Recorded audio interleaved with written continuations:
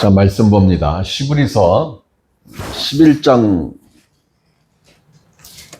할 차례죠? 시브리서 10장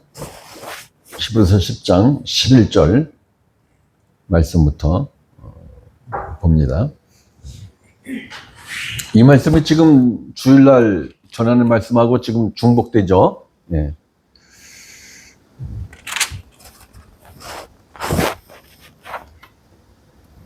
자, 11절 봅니다. 제사장마다 매일 서서 섬기며 자주 같은 제사를 드리되 이 제사는 언제나 죄를 없게 하지 못하거니와. 자, 제사장마다 매일 서서 섬기며. 자, 그림자인 율법 아래 있는 제사장들은 쉼, 즉 안식이 없었다라는 것입니다. 그리고 끊임없이 하나님을 섬기는 일을 중단할 수 없다라는 것을 지금 단적으로 설명해 주고 있는 거예요. 율법으로는 하나님을 섬기는 일을, 제사의 일을 중단할 수 없어요.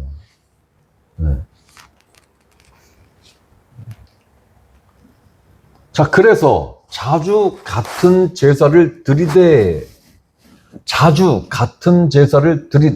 여기서 말하는 제사는 개인적으로 죄를 지어서 개인적으로 이 성전에 와서 속죄제를 드리는 것을 말하는 게 아니에요. 그거는 뭐 수천 번, 수만 번, 수십억만 번 됐을 수도 있죠. 그죠? 1500년 동안, 그죠? 여기서 말하는 이 제사는 1년에 한 번 있는 속죄일, 곧 유대력으로 7월 10날이 속죄일입니다. 이 날을 가리켜서 보통 설교자들이 대속죄일 이렇게 이야기하는데 성경에는 대자가 안 붙어 있어요. 그냥 속죄일이에요. 그냥 속죄일. 굳이 거기다 대자를 붙일 이유가 없어요. 성경을 보면 그냥 속죄일입니다. 자, 자주 같은 제사를 드리되 이것은 1년에 한 번씩 정기적으로 드린 속죄제를 말씀하는 거예요. 아니 뭐 1년에 한 번 하는 걸 뭐 자주 같은 제사를 드렸다고 그래? 자그마치 몇 번이에요? 대략 1500번이에요.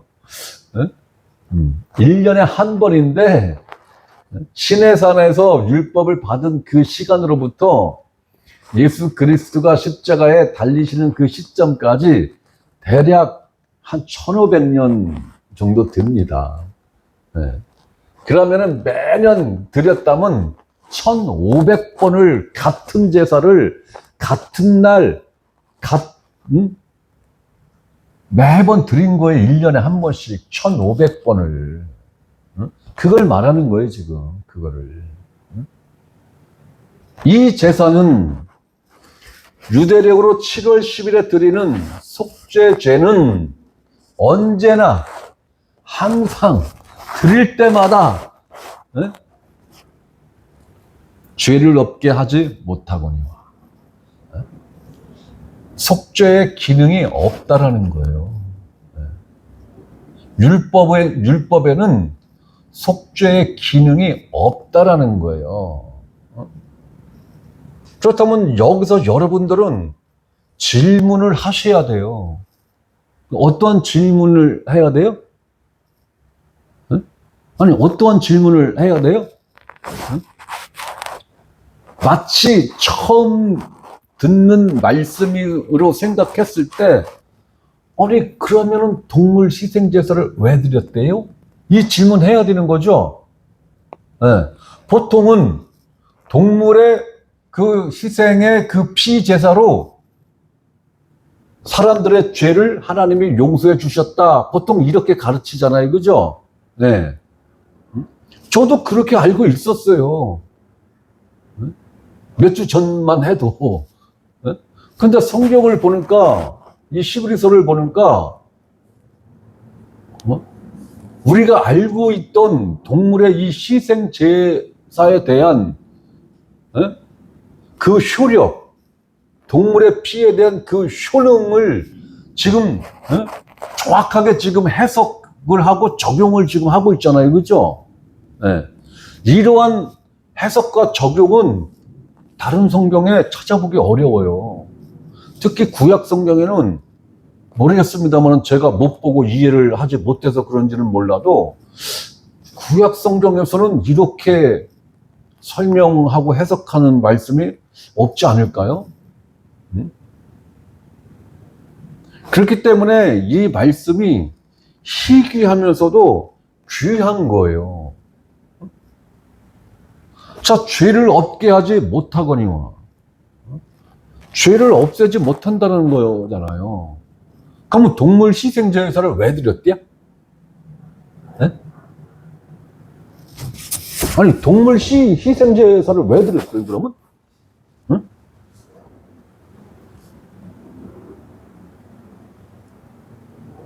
그냥 할 일 없어서 그냥 드린 거예요? 네? 아니, 내가 지금 여러분들한테 질문하는 거예요. 네? 아니, 죄를 없게 하지 못하는 것을 왜 하나님이 제사법을 제정을 해서 그것도 점도 없고 흠도 없는 그 양, 염소, 소, 비둘기를 왜 그 생명을 죽이면서 그 피를 드리라고, 그러면 너희의 죄가 속함을 받는다라고 분명히 하나님이 이렇게 말씀하셨어요. 그죠? 구약 성경에. 네. 그래서 그 말씀을 근거로 해서 구약 성도들은 동물의 이 피로 죄 용서를 받았구나. 우리는 이렇게 철석같이 알고 있었잖아요. 그죠? 나만 그렇게 알고 있었던 거예요? 네? 아니, 나는 얼마 전까지만 해도 그렇게 알고 있었어요. 얼마 전까지만 해도. 네. 그런데 이 히브리서를 보니까 희한한 말씀을 하신단 말이에요, 지금.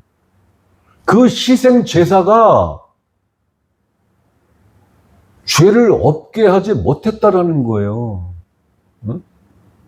그럼 그 죄는 어떻게 되는 건데? 응?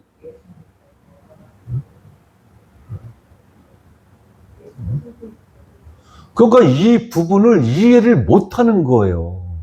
설교자들도 이해를 못하고, 응?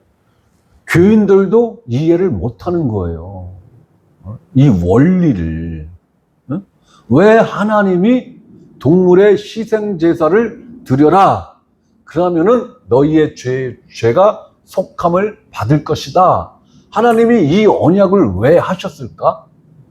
그리고 그 언약에 대해서 왜 히브리서 기자는 왜 그 제사는 죄를 속하지 못해? 라고 왜 하나님의 그 말씀을 뒤집는 얘기잖아요, 지금. 그죠? 얼뜻 보기에는 지금 구약 성경에서 하나님이 약속하신 그것을 지금 뒤집는 말같이 지금 느껴진단 말이에요.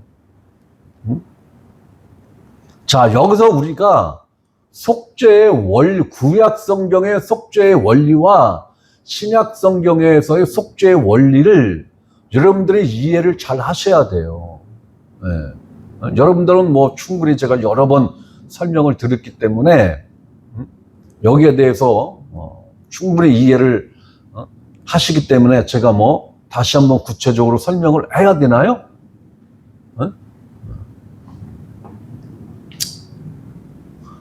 자, 동물의 피는 율법은 그림자라고 그랬잖아요. 그죠? 네. 율법은 그림자예요. 그렇다면은 동물은 무엇인가의 그림자라는 거예요. 그죠? 그러면은 이 양, 염소, 소, 비둘기는 무엇에 대한 그림자, 곧 참 형상이 있다라는 거예요. 그 참 형상의 그림자라는 거예요. 그러면 참 형상이 성경에서는 누구다라고 이야기를 해요? 예수 그리스도가 참 형상이다. 그리고 양, 염소, 소, 송아지, 비둘기 이것은 예수 그리스도의 모형이다. 에? 모형이다. 에? 그렇다면은 너희의 죄를 양, 염소, 소, 비둘기 머리 위에 너희가 손을 얹고 너희가 속죄받고자 하는 그 죄를 고백하라고 그랬죠. 자백하라고 그런 거예요. 어? 그러면 그 고백하고 자백한 죄가 누구에게 넘어간 거예요? 동물에게 넘어간 거잖아요. 그죠? 그림자인 동물에게, 1차적으로는 동물에게 넘어간 거잖아요. 네. 그런데 모양은 동물에게 내 죄가 전가가 됐지만 실질적으로는 누구에게 전가가 된 거예요? 이 동물들의 참 형상인 실체인 예수 그리스도에게 죄가 전가가 된 거죠. 네. 죄가 전가가 된 거예요. 그러면 왜 하나님이 그럼 그렇게 했다고 쳐? 굳이 왜 동물들의 목을 따서 피를 받아서 피를 뿌리라고 했느냐라는 거예요. 너희의 죄가 속죄를 받으려면은 네가 지금 칼로 찔렀지. 그래서 피가 났지. 너의 죄의 대가를 이렇게 지불하는 거야. 원래는 네 목을 따서 네 피를 받아서 뿌려야 되는데 넌 그럼 지울까? 왜? 네 피에는 뭐가 없어? 생명이 없어. 생명이 없기 때문에 죄를 속하는 능력이 없어. 죄인의 피는. 응? 자, 동물이 피를 흘려서 죽으면서 그 피로 인하여 네 죄를 속함 받는 이 원리대로 네 죄는 얘들의 참 형상인 메시아에게 지금 넘어가 있는 거야. 그러면 너희들의 죄를 지금 매년 1500년 동안 메시아에게 계속 전가시켰죠? 네, 계속 전가시켰어요. 1500년 동안 계속해서 전가시켰어요. 1500년 뿐입니까? 네? 아담서부터 치면은 예수님이 이 땅에 오시는 기간까지는 4000년이에요. 그죠? 4000년이에요. 아담과 하와의 죄 누구에게 넘어갔어요? 메시아에게 넘어갔잖아요. 아담과 하와의 죄도 메시아에게 넘어간 거예요. 네? 네? 그렇듯이 율법을 하나님이 주기 이전에 성도들의 죄도 메시아에게 넘어가 있는 거예요. 구약시대에는. 그것을 제도로 만들어 놓은 게 율법 제사란 말이에요. 그렇다면은 동물이 흘린 피로 동물의 흘린 피의 제사로는 죄를 얻게 하지 못하거니와, 이 얘기는 뭐예요? 동물의 피를 흘리긴 흘렸는데 그 피로 너희들의 죄가 용서된 게 아니라 그 죄가 메시아에게 넘어가 있는 거야. 그리고 하나님이 정하신 때가 돼서 메시아가 와서 피 흘리시고 죽으실 때 너희들의 죄가 그때 속함을 받는 거야. 네.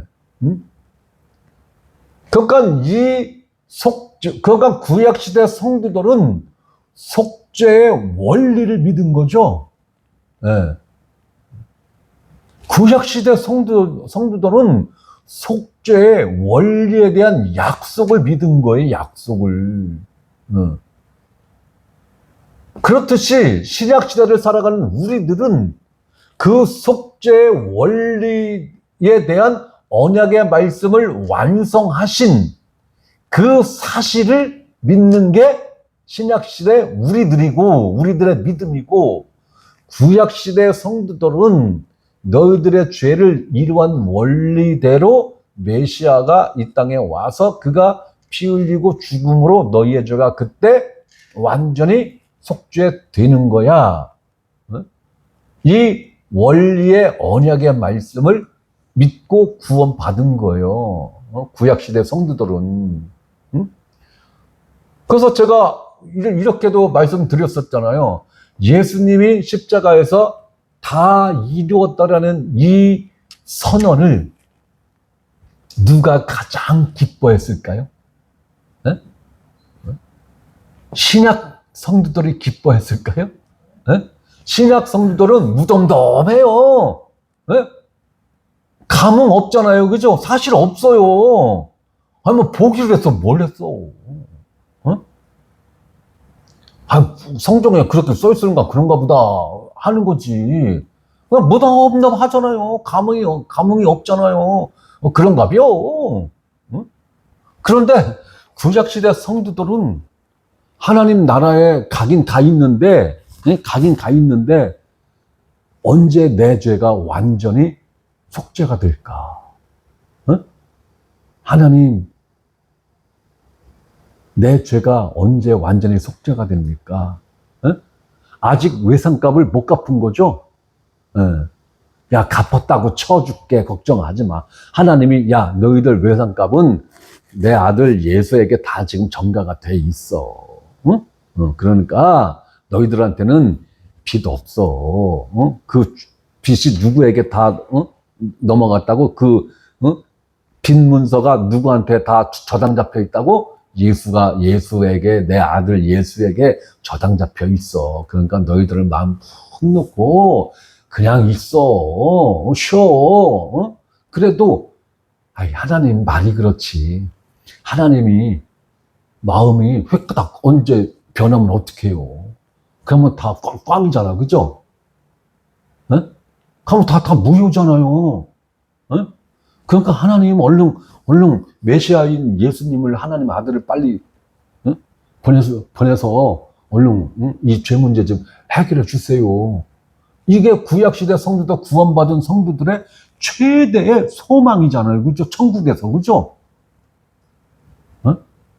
그러니까 예수님이 십자가에서 다 이루었다라는 그 선언이 선포됐을 때 구약 성도들은 천국에서 아마 점프를 어마어마하게 했을게요. 예. 기쁨에 아주 뭐 그냥 그런데 신약시대 성도들은 무덤덤이야. 예수님하고 같이 십자가에 못 박힌 그 구원받은 강도가 야, 네가 오늘날 나와 함께 낙원에 있어. 이 얘기했죠. 그럼 구원받았다는 얘기죠. 그때 강도가 비록 십자가에 못 박혀 있지만은 야호 주님 감사합니다. 이 정도는 할 수 있었잖아요. 그죠? 왜? 이분 아직 살아 있었으니까. 근데 이것이 입도 뻥끗 안 했어요. 네? 주님 감사합니다. 고맙습니다. 이 말 했어요? 안 했어요. 성경에 기록 안 돼 있어요. 안 했단 얘기예요. 이 정도로 신약 시대의 사람들은 이 십자가에서 우리의 죄가 다 속죄된 것에 대해서 무덤덤하다니까요. 감동도 없다니까. 하나님이 그렇게 됐다고 하는 건 그런가 벼. 그걸로 끝이오. 이게 구약시대 성도들하고 신약시대를 살아가는 우리들과의 근본적인 차이점인 거예요. 네. 우리는 태어나 보니까 금수저요. 우리가 금수저예요. 정주영 회장 아들들이 금수저가 아니라, 거듭난 그리스도인으로 태어난 우리가 금수저잖아요. 태어나 보니까 하나님 아들이 됐어. 태어나 보니까 하나님, 내 아버지가 하나님이요, 세상에. 예수님이 내 형제요, 세상에. 그러면 뭐요? 한 집 식구가 됐다는 거 아니에요, 그죠? 이보다 더 대단한 금수저가 어디 있어요? 거봐, 이렇게 무덤덤하다니까. 이렇게 무덤덤하다니까요? 신학시대에서 성도들은? 그냥 말로만 고맙습니다 하는 게 말로만. 우리가 실질적인 금수저라고요. 금수저가 뭐요? 다이아몬드 수저지. 다이아몬드 수저지.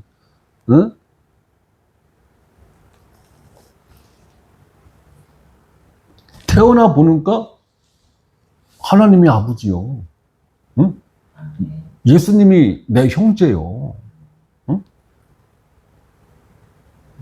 모세가 형제요. 응? 다윗이 형제요. 응?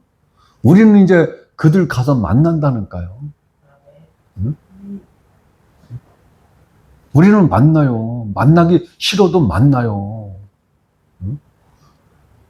그런데 우리가 한 번쯤 생각해 봐야 될 게 있어. 저 천국에서는 가족 제도가 있을까요? 없을까요? 응?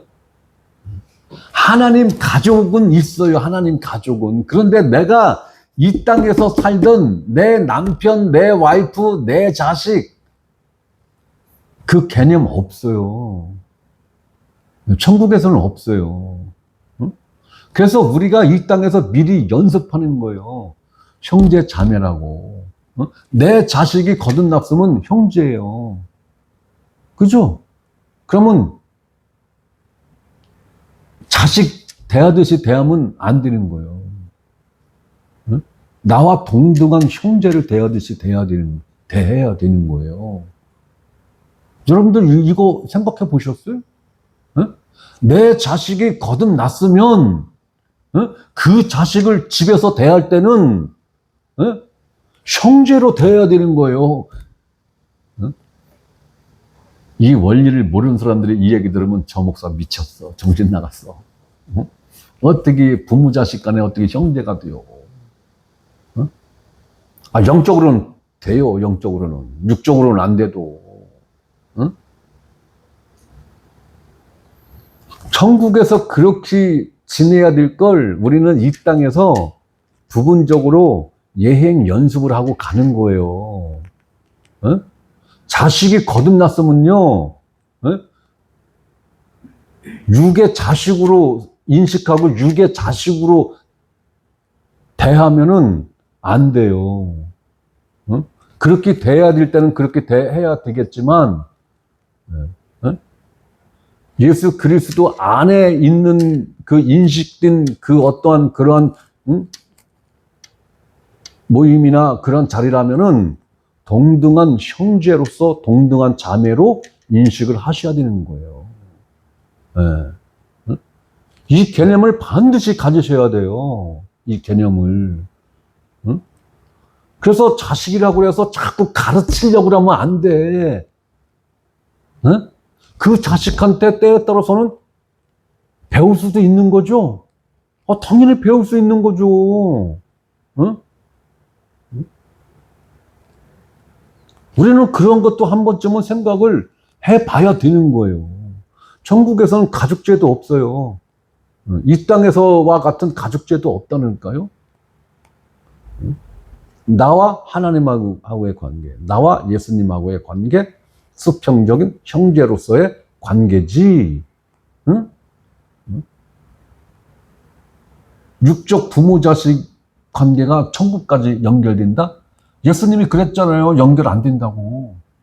응? 그걸 뭘로 예수님이 설명을 했어요?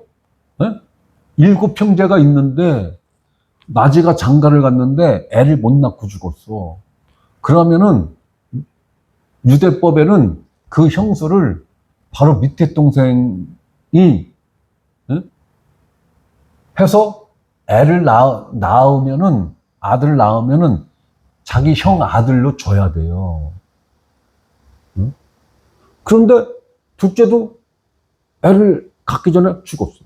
셋째도 애를 갖기 전에 죽었어. 그렇게 해서 일곱째도 죽었어. 응? 서두개인들이. 아니, 천국에서 이들이 만날 거 아닙니까? 뭐 만나지?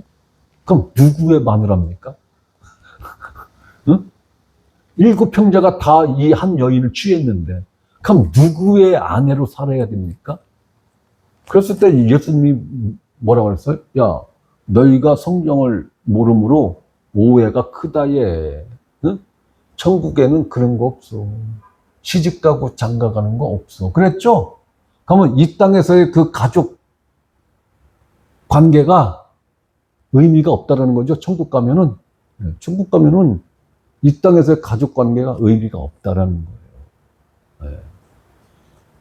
그래서 우리는 그런 것도 한 번쯤 생각을 해봐야 되는데, 자, 그래서 지금 이 히브리서 기자가 하나님이 이 히브리서를 통해서 말씀하고 싶은 게 뭐냐? 야, 율법으로는 속죄 못 받아. 응? 성전에서 너희들이 동물의 피 제사를 지금 드리고 있지? 응? 이때까지만 해도 예루살렘 성전이 건재해 있었던 때예요. 예. 그러면 예루살렘 성전이 AD 70년에 완전히 흔적도 없이 사라졌거든요. 그러면 이 히브리서 성경은 AD 70년 전에 기록을 한 거예요. 네. 한창 피제사를 드리는 그러한 상황일 때 지금 이 히브리서를 쓴 거란 말이에요. 지금 AD 70년 전에 기록을 한 거예요. 그러니까 율법으로는 안 돼. 짐승의 동물의 피 제사로는 너희의 죄 용서를 못 받아. 그런데 돌아갈래? 그런데 율법으로 돌아갈래? 그런데도 성전 피 제사로 돌아갈래? 그러면서 12절에 이렇게 이야기를 하는 거예요. 오직 그리스도는 그림자인 율법과 제사장들이 할 수 없었던 것을 오직 그리스도만이 하셨다는 것인데 그 내용은 무엇이냐? 율법이 1.1획도 할 수 없었던 그 일, 오직 그리스도만 할 수 있는 그 일, 그게 뭐냐? 죄를 위하여입니다. 죄를 위하여. 우리에게 축복을 주기 위해서가 아니에요. 우리에게 축복의 통로를 활짝 열어주시기 위함이 아니라고요. 죄를 위하여. 이게 뭐요? 속죄를 받기 위하여. 죄의 문제를 해결하시기 위하여 한 영원한 제사를 드리시고, 자, 여기서 한은 한 번의 의미로 보이죠, 그죠? 네. 딱 읽었을 때, 한 번이구나. 네. 그런데 그 의미만 있습니까? 여기서 한은 완전한, 그 한 번의 의미도 있지만, 완전하다. 완전하게 되었다라는 뜻이 있는 거예요. 그래서 여기서 한은 완전하게라는 의미로 읽으시는 게 의미가 더 잘 이해가 됩니다. 한, 영원한. 자, 영원한. 시간적 개념이죠? 그죠? 네. 시작점도 없고 끝도 없는 그 시간대가 영원이라는 그 시간대잖아요. 그죠? 네. 이 얘기는 뭐냐? 영원이라는 이 시간대는 사실상 시간의 흐름이 없다라는 거예요. 네. 우리는 지금 시간의 흐름에 영향을 받아서 나이를 먹고 태어나고 그 다음에 성장하고 그 다음에 늙고 그 다음에 쇠약해져서 결국은 죽잖아요. 그죠? 네. 이 생로병사의 이 단계가 있는데 이 영원한 세계, 하나님의 세계에는 그러한 시간적 개념이 아니라는 거예요. 네?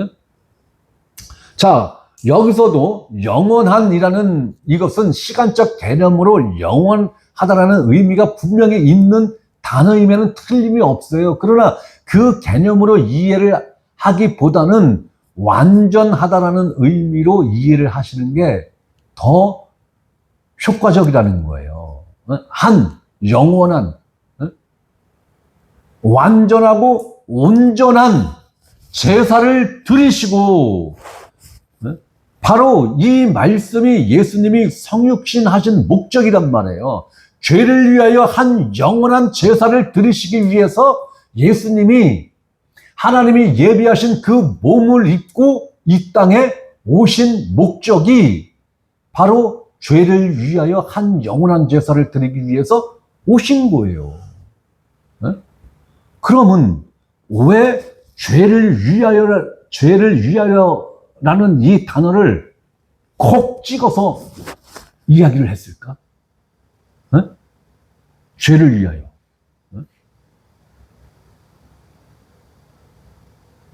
하나님하고 인간 관계에 있어서 이 속죄가 없으면 모든 게 다 뒤틀리는 거죠. 네. 심지어 우리 인간과 하나님은 무슨 관계예요? 네? 무슨 관계예요? 원수죠. 원수 관계예요. 원수 관계. 네? 그래서 하나님이 예수 그리스도를 화목 제물로 보내셨고 예수님은 화목 제물로 돌아가신 거예요. 죽으신 거예요. 네? 화목 제물로 죽었다는 얘기는 뭐예요? 그러면 우리 인간과 하나님을 화해시켰다라는 거죠. 화목한 그 관계를 다시 예수 그리스도로 인하여 회복됐다라는 거잖아요. 응? 그렇기 때문에 이 죄를 위하여는 대단히 중요한 겁니다. 나와 하나님 관계가 형성되어지는 시발점이 여기서부터 시작되는 거란 말이에요. 응? 그러니까 이게 이루어지느냐, 이루어지지 않느냐가 하늘과 땅 차이죠. 네. 천국과 지옥 차이란 말이에요. 이것이. 그래서 콕 집어서 메시아가 이 땅에 오셨는데 하나님이 예비하신 그 몸을 입고 이 땅에 오셨는데 왜 오셨어? 한 영원한 제사를 드리기 위해서. 그러면 한 영원한 제사를 드림으로 해서 어떠한 좋은 일이 생기는 건데 장래에 좋은 일이 뭔데? 그죠? 네. 장래에 좋은 일. 그 일이 뭐예요? 속죄받는 그 일. 네? 네. 속죄받는 이 일이 반드시 있어야 된다라는 거예요. 그런데 속죄받는 이 일이 율법, 즉 동물의 희생 제사로는 어린 반푼어치 없었어. 1.1획도 용서를 못했어. 그러나 구약시대 성도들의 모든 죄를 메시아에게 전가가 됐죠? 네? 전가가 됐어요. 이거는 제가 기초 성경 공부 시간에 자세하게 설명을 드렸죠. 네, 그 원리까지. 그리고 신약시대 성도들은 아직 태어나지도 않았어. 응? 그러면 예수님은 구약시대 성도들의 죄를 전가받은 그 부분과 앞으로 태어나서 삶을 살아갈 신약시대 사람들의 모든 죄를 속죄한 거죠. 네. 속죄가 이루어진 거예요. 응? 그래서 제가 지난주에도 말씀드렸습니다만 구약시대 성도들은 내 죄가 장래에 메시아가 오셔서 그분이 피 흘리시고 죽으심으로 내 죄가 속죄된다라는 그 하나님의 언약의 말씀을 믿고 구원받은 거죠. 네. 그 언약의 말씀을 믿고 구원받은 거예요. 그러면 신약시대 성도들은 네? 내 죄를 예수 그리스도가 2000여 년 전에 갈보리 십자가에서 피 흘리시고 죽으심으로 나의 모든 죄가 용서됐다라는 그 사실을 믿고 구원받는 거죠. 네. 네? 구원받는 방법은 똑같아요. 믿음이에요, 믿음. 응? 그런데 그 믿음의 내용은 차이가 있죠. 차이가 있어요. 그 믿음의 내용에는. 네? 우리가 이것을 구분해서 이해를 하셔야 된다라는 거예요. 네? 자, 한 영원한 제사를 드리고, 바로 이 말씀이 예수님이 성육신하신 목적인데, 제사를 드리시고는 하나님으로부터 율법을 통한 형벌, 즉 심판을 받아 죽음으로 제사를 드리셨죠. 네? 여기서 제사를 드렸다라는 것은 단순히 그냥 죽었냐 이게 아닌 거예요. 하나님으로부터 세상 죄에 대한 심판을 오롯이 누가 다 받아낸 거예요? 예수 그리스도가 세상 죄에 대한 심판을 오롯이 받아내신 거란 말이에요, 혼자. 에? 그렇다면 죄를 위하여 완전한 제사를 단번에 드리셨는데 그 유효성과 유효 기간이 영원하다라는 거죠. 영원하다라는 거예요. 그렇기 때문에 중간에 구원 탈락 없어요. 이걸 있다고 주장하는 사람들은 복음을 어설프게 이해한 사람들이에요. 없어요. 하나님 말씀을 제대로, 이 속죄의 원리를 제대로 보고 믿는 사람들은 구원 중간 탈락 있을 수 없어 라고 이구동성으로 주장하는 거예요. 그러면 실질적으로 외형적으로 하나님을 잘 믿다가 중간에 탈락하는 사람들 있죠. 우리 주변에도 수두룩하게 있죠. 심지어 그런 사람들이 이단 종파로 가. 심지어 그런 사람들이 캐톨릭으로 가. 기독교에서 캐톨릭으로 가면은 회심한 거예요. 네? 네. 캐톨릭에서 기독교로 오면 회심한 거예요. 네? 또 그런 사람들이 또 불교로도 가. 네? 그런 사람들은요, 근본적으로 구원 못 받은 사람들이에요. 목사, 장로, 안수집사, 권사, 우리 집안이 목사가 십수명이고 장로가 수십 명이고 권사, 안수집사까지 다 합치면 수백 명이야. 그래도 구원하고 아무 상관없어요. 그러한 것으로 구원의 문제와 연결시키면 그건 마귀에게 1000% 당하고 지금 살고 있는 거예요. 1000%. 아니에요. 교회에 열심히 다녔다고? 교회만 열심히 다니면 구원 받는다고 성경에 그렇게 기록되어 있습니까? 목사, 장로, 권사, 안수집사 하면은 구원 받는다고 성경에 그렇게 기록되어 있어요? 단 한 줄도 없어요.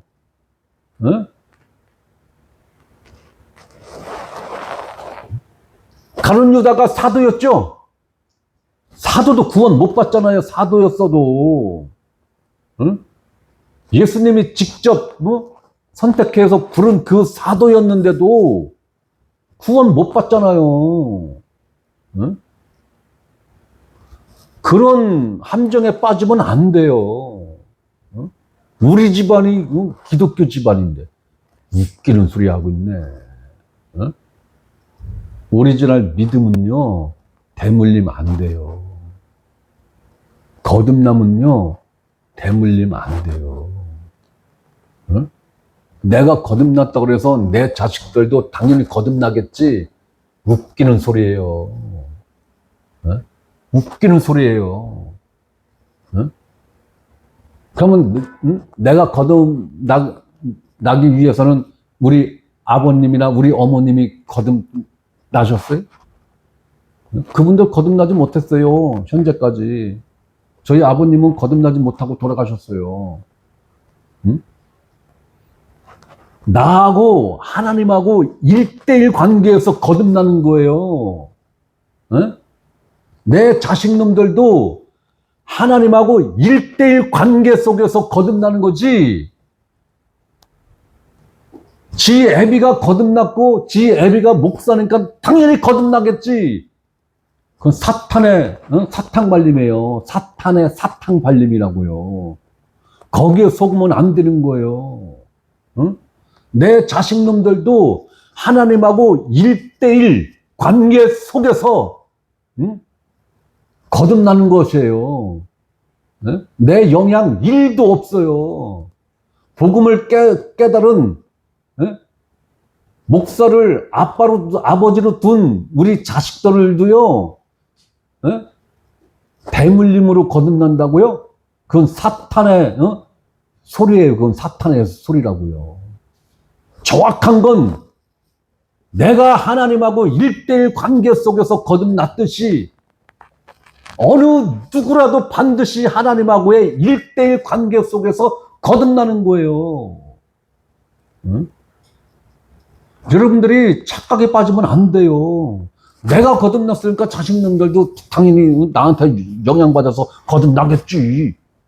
응? 그건 이미 사탄한테 1000% 속은 거예요. 1000% 속은 거라고요. 응? 내 자식놈들한테도 복음을 정확하게 전달해주고 부모로서 내가 할 수 있는 건 그게 다예요. 복음 전달해 주는 것. 그 다음부터는 그 아이와 하나님하고의 1대1 관계 속에서 이루어지는 거예요. 네? 그것이 오리지널이에요. 그것이. 네? 부모 영향으로 거듭난 척하는 거, 부모 영향으로 그리스도인 척하는 거, 네? 그런 사람들이 캐톨릭으로 가면 거봐 중간에 구원이 탈락되잖아. 네? 이런 소리 하는 거죠. 거듭나지 못했다니까. 네? 오리지널 거듭난 사람들은 내 머리에 총뿌리를 겨누고 너 예수 부인하면 살고 너 예수 시인하면 직결 심판으로 죽어요. 그랬을 때 싸. 난 예수님 아니면 난 의미 없으니까. 싸. 그동안 죽여주는 놈이 없어서 지금까지 살았어. 나를 죽여주는 놈이 없어서 지금까지 살았는데 얘 고맙다 얘. 얼른 싸줘. 기다리고 있었어. 너 같은 놈을 기다리고 있었다고. 나를 죽여줄 놈을 기다리고 있었다고. 한번 교회사를 언제 그 기독교 서점에 가면 사서 한번 읽어보세요. 로마 그 시대 때 우리 그리스도인들이 어떻게 죽어갔는가를. 그들은 고통 속에서 죽었지만 결코 주님을 부인하지 않았어요. 육신의 생명을 버릴지언정 주님을 버리지 않았다고요. 그런 교회사는 꼭 한번 읽어보셔야 돼요. 우리 믿음의 선배들이 그들의 믿음과 생명을, 영생을 어떠한 가치를 갖고 지켜냈는가를. 뭔 얘기하다 여기까지 왔대요. 자, 이렇게 한 영원한 제사, 곧 죄의 문제를 완전하게 해결하신 이 예수 그리스도가 지금은 하나님 우편에 앉으사. 자, 예수 그리스도가 하나님 우편에 앉으셨다는 것은 어떤 의미입니까? 죄에 대한 일을 어떻게 했다라는 거예요? 끝냈다. 더 이상 죄를 위하여 일할 것이 남아있다, 없다? 없다라는 거예요. 그 의미인 거예요, 지금. 왜? 성전에는, 성막에는 거기서 일하는 레위인들과 제사장들이 앉아서 쉴 수 있는 의자가 없어요. 계속 서서 일을 해야 되는 거예요. 24시간. 1년 365일. 쉼이 없어요. 안식이 없어요. 그림자에는 쉼이 없고 안식이 없어요. 그림자에는. 그러니까 우리가 내가 엊그저께 주일날에도 그 말씀을 드렸습니다마는 나의 위치가 어디냐가 대단히 중요한 거예요. 내가 지금 어느 위치에 있느냐, 예수 그리스도 안에 있느냐, 율법 안에 있느냐, 이게 굉장히 중요한 거예요. 예수 그리스도 안에 있는 존재는 어떠한 경우에도 율법의 적용을 받는다, 안 받는다? 안 받는다. 왜? 율법에 대하여 죽은 존재이기 때문에. 그죠? 다른 설명 필요 없는 거예요. 뭐 율법이 어쩌고 저쩌고 저쩌고 뭐 율법의 목적이 뭐 그런 것 아이고 다 필요 없는 거예요. 어? 로마서 7장만 정확하게 이해하면 나는 예수 그리스도와 함께 죽었는데 예수 그리스도 안에서 그리스도와 함께 죽었는데 그 죽음이 뭐에 대한 죽음이라고요? 율법에 대한 죽음이라고. 죽었다고. 율법에 대해서 죽었는데 어떻게 율법의 적용을 받아요? 그 신기한 거죠. 그죠? 네. 율법의 적용을 받는다는 것은 나 안 죽었어. 나 안 죽었다니까? 이걸 본인 스스로 시인하는 거죠. 나 안 죽었다니까? 그러면 그 사람은 예수 그리스도 안에 있는 거예요? 예수 그리스도 밖에 있는 거예요? 예수 그리스도 밖에 있는 존재인 거예요.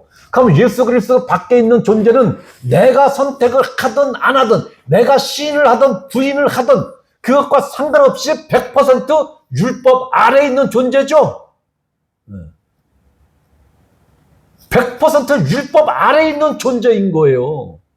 그러니까 율법의 지배를 받죠. 율법의 종로로 타죠. 그러니까 엄청난 결단과 용기를 내서 각종 헌금을 하죠.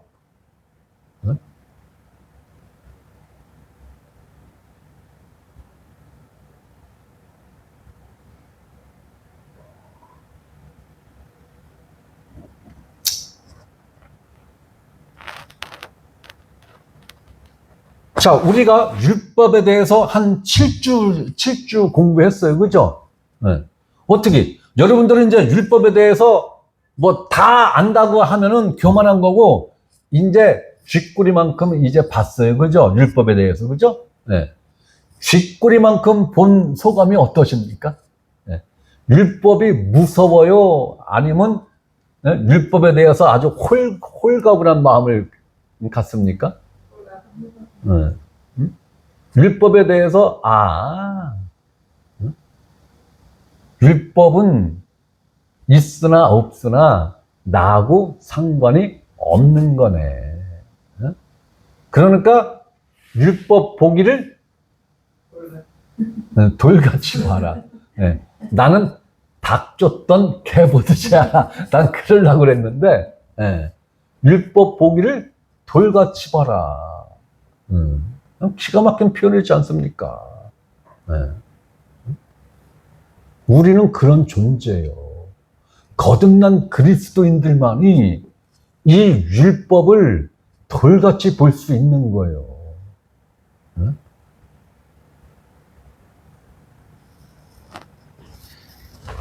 자, 한 영원한 제사를 드리고 예수 그리스도가 하나님 우편에 앉았다라는 의미는 죄에 관한 한 죄를 위한 일은 끝났다라는 거예요.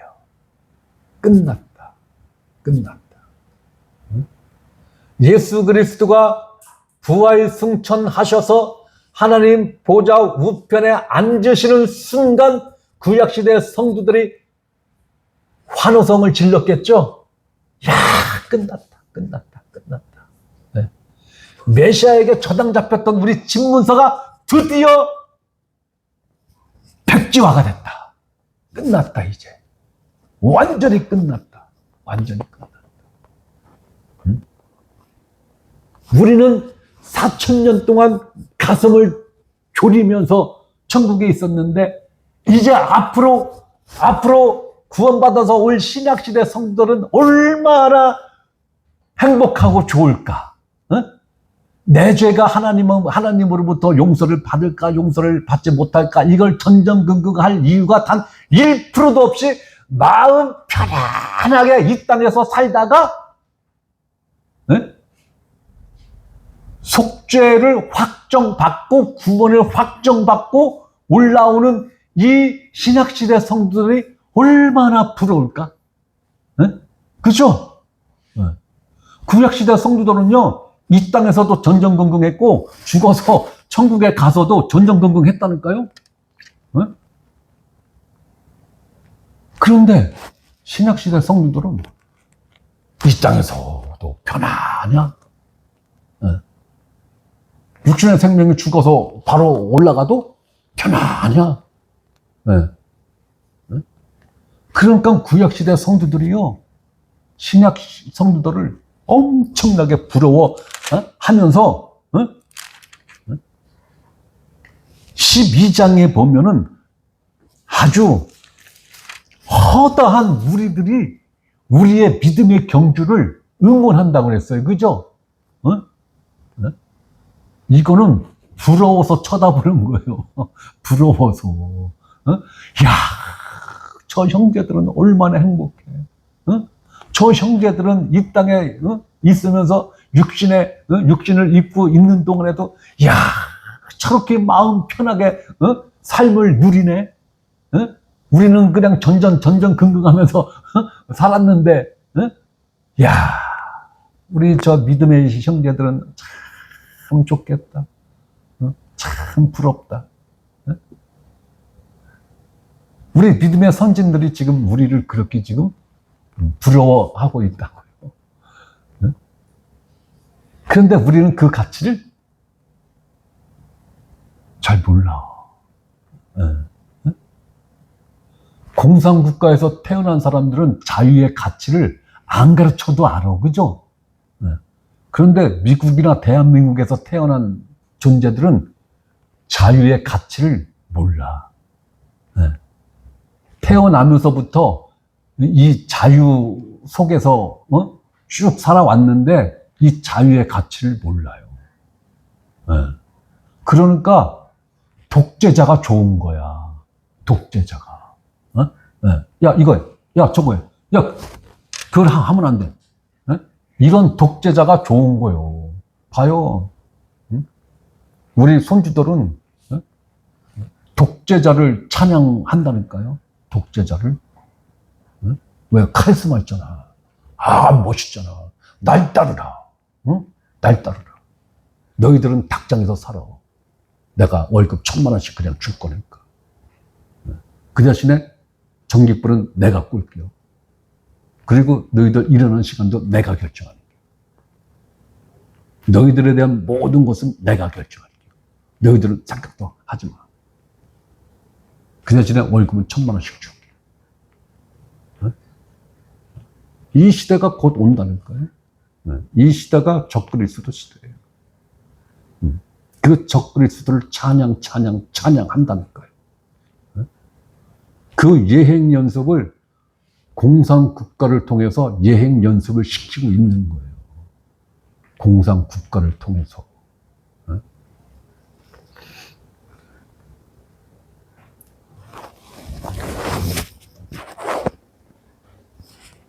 자, 율법의 실체이신 예수 그리스도가 하나님이 예비하신 그 몸을 입고 이 땅에 오셔서 죄를 위하여 한 영원한 제사를 드리시고 이제 하나님 우편에 앉으셨다라는 이 짤막한 이 한 문장으로서 어마어마한 영적인 그 진리와 의미를 담고 있는 것입니다.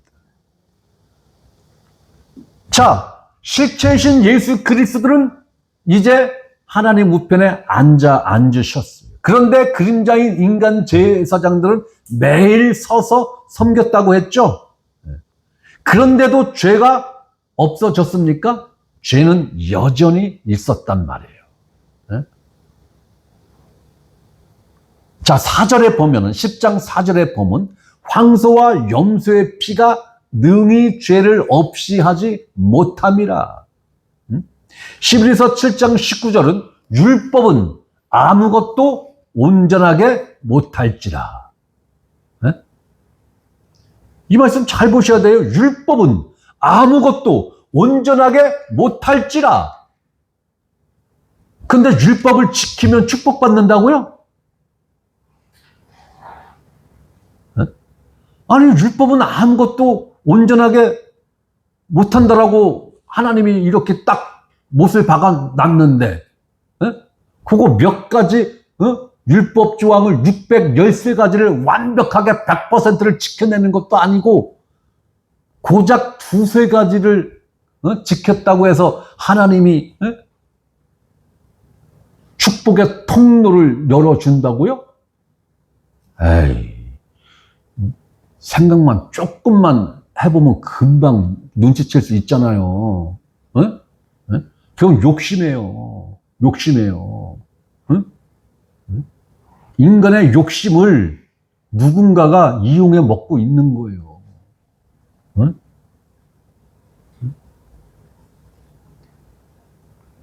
그리스도가 하나님의 우편에 앉으셨다는 것은 죄를 위하여 드린 제사가 죄를 어떻게 했다라는 증거입니까?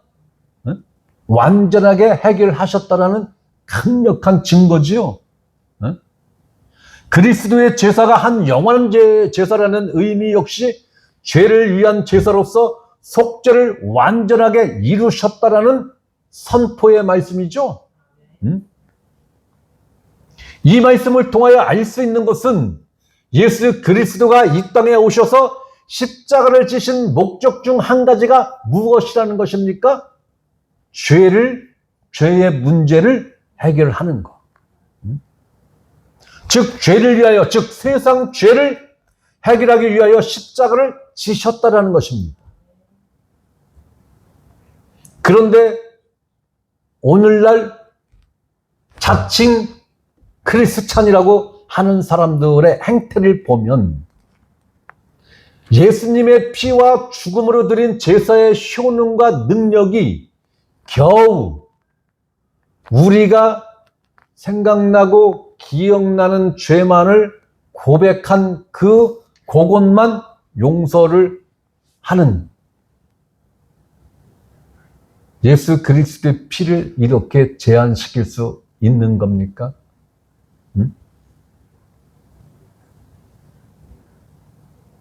우리는 그러한 실수를 범하면 안 됩니다. 실수라 할지라도 안 됩니다. 고백을 한 죄든 고백을 하지 못한 죄든 내가 기억을 하는 죄든 기억하지 못하는 죄든 그러니까 우리 오늘 양천공 형제님 오늘 지은 죄 다 기억하십니까? 오늘 지은 죄. 네. 그러면 오늘 오후에 지은 죄 기억 다 하십니까? 아니 오늘 오후라니까요? 12시서부터 지금까지. 네? 너무 많아가지고. 내 몸으로 지은 죄는 그래도 그럭저럭 이렇게 더듬 이렇게 시간대별로 이렇게 더듬어 보면은 기억은 나요, 그죠? 그런데 생각으로 지은 죄, 마음으로 지은 죄, 이게 몇십 배 더 분량이 많은데 생각으로 지은 죄, 마음으로 지은 죄는 99% 이상 기억 안 나요. 생각도 안 나요. 그럼 그 죄는 어떻게 할 건데? 이 동영상을 보시는 분들, 당신들이 기억하지 못하는 그 죄는 어떻게 용서받을 건데, 그러면? 성경은 명확하게 이야기하는 거예요. 너희가 기억을 하든 기억을 못하든, 생각을 하든 생각을 못하든, 자백을 했던 못했던, 고백을 했던 못했던 상관없어. 내가 일괄 십자가에서 다 용서했어. 너희의 모든 죄. 성경에는 모든 죄로 되어 있지 우리의 과거, 현재, 미래의 죄라고 이렇게 구분져서 이야기하지 않았어요. 성경에는 모든 죄예요. 모든 죄. 모든 죄 하니까 사람들이 잘 이해를 못하니까 누가 우리의 과거, 현재, 미래의 죄까지 다 용서했어 라고 하니까 야 그러면 미래의 죄를 미리 용서하는 게 어딨어? 죄를 아직 짓지도 않았는데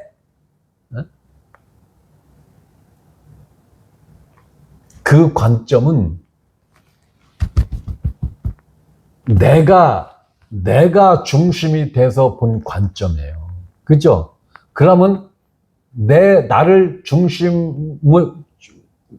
중심에 두고 보면 내 과거, 현재, 미래의 죄가 이렇게 구분 짓죠? 그런데 예수님을 중심에 놓고 봤을 때 우리의 죄를 누가 용서하시는 거예요? 하나님과 예수님이죠? 그러면 내 죄를 용서했다 안 했다를 나를 기준으로 해서 봐야 되는 겁니까? 십자가를 기준으로 해서 봐야 되는 거예요. 당연히 십자가가 기준이죠. 십자가가 기준이에요. 그랬을 때 모든 죄를 용서했다라고 하면은 예수님이 십자가에서 세상 모든 죄의 짐을 내가 다 짊어졌고 그 죄의 심판을 내가 다 받았고 더 이상 죄에 대한 심판을 율법은 세상에게 요구할 수 있다 없다? 없다. 그렇다면 예수님을 기점으로 해서 봤을 때는 과거의 죄, 예수님 십자가에서 봤을 때 과거의 죄는 누구의 죄예요? 구약 성도들의 죄죠? 네. 구약 성도들의 죄예요. 그러면 예수님으로부터 미래의 죄는 신약 시대를 살아갈 모든 성도들이 다 들어가는 거죠? 그래서 모든 죄예요, 모든 죄. 성경에서 말하는 모든 죄는 창조 그 시점서부터 예수님이 재림하시는 그 시점까지의 모든 죄란 말이에요. 이 안에 있는 모든 죄의 문제가 어떻게 됐다? 속죄됐다. 그러면 그 모든 죄 안에 나의 과거, 현재, 미래의 죄가 다 들어가 있는 거예요? 아니면 내 과거의 죄만 들어가 있는 거예요? 몽땅 다 들어가 있는 거잖아요. 그렇기 때문에 예수님의 흘리신 피가 내 과거, 현재, 미래의 죄를 용서했다라는 이 표현은 저는 썩 좋은 표현이라고 생각 안 해요. 모든 죄. 모든 죄. 그 모든 죄에 대한 해석이 지금 분분하고 다양하고 잘못된 해석 적용이 지금 비일비재하니까 누군가가 그거 아니야. 성경에서 말하는 모든 죄는 나의 과거, 현재, 미래의 모든 죄가 포함된 걸 말하는 거야.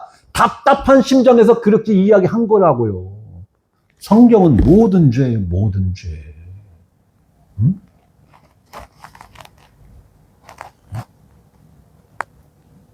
내가 생각나고 기억나서 고백을 했던, 생각나지 않아서 고백을 하지 못했던, 자복을 하지 못했던, 못했던 그것과 전혀 상관없이 2000년 전에 갈보리 십자가에서 나의 모든 죄가 이미 용서되었다라는 것을 성경은 지금 그걸 우리한테 가르치고 있는 거란 말이에요.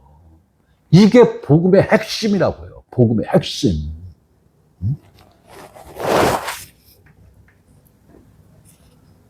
자, 하나님이 예비하신 하나님의 어린 양이신 예수님은 세상 죄를 지신 분입니다. 요한일서 1장 29절에 침례 요한이 이렇게 선포했죠. 보라, 세상 죄를 지고 가는 하나님의 어린 양이로다. 하나님의 어린 양이신 예수님이 세상 죄를 지셨다라는 것은 이 세상 죄를 속죄받기 위하여 십자가에서 피 흘리시고 죽으셨다라는 것 아닙니까? 그죠?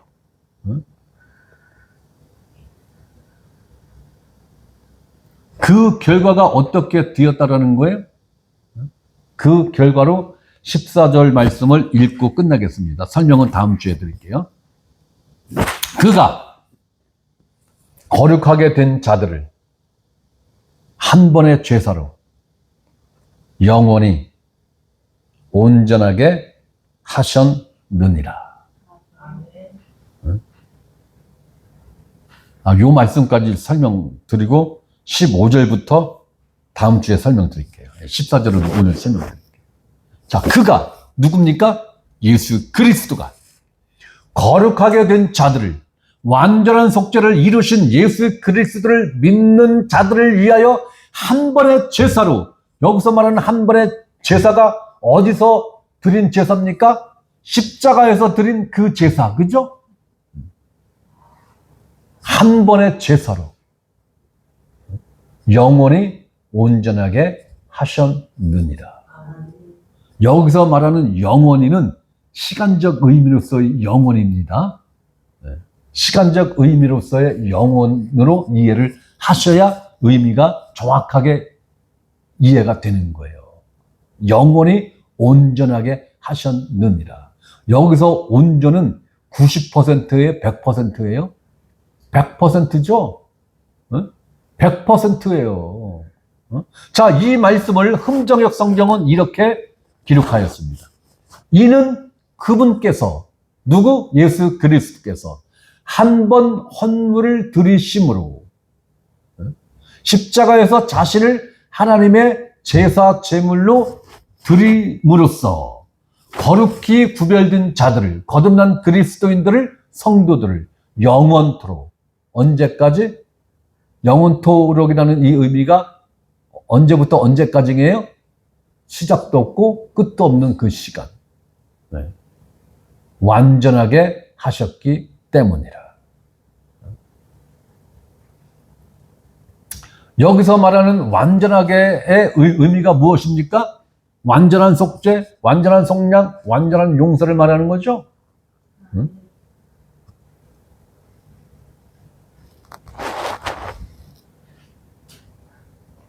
여기서 영원히 완전하게라는 의미를 다음 구절부터 설명을 하시는데 기가 막힙니다. 저는 이 말씀을 공부를 하고 말씀을 준비하면서 와, 이보다 더 환상적일 수가 있을까? 야, 정말 환상적이다라는 이 탄호성밖에는 나오지 않더라고요. 너무나 기가, 야, 진짜 너무 좋아서 기가 막히는 거 있죠? 네. 너무 안 좋아서 허탈해서 기가 막히는 경우도 있는데 너무너무 좋아서 기가 막히더라고요. 네. 이걸 우리 어렸을 때의 표현으로 제가 한번 표현해 볼까요?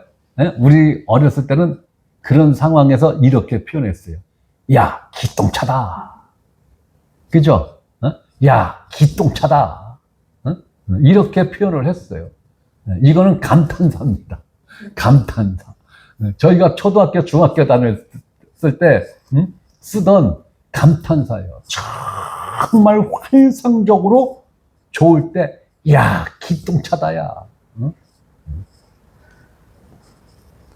이 말씀은 다음 주 수요일 날 전하도록 하겠습니다. 자, 오늘은 여기까지 기도하고 마치겠습니다.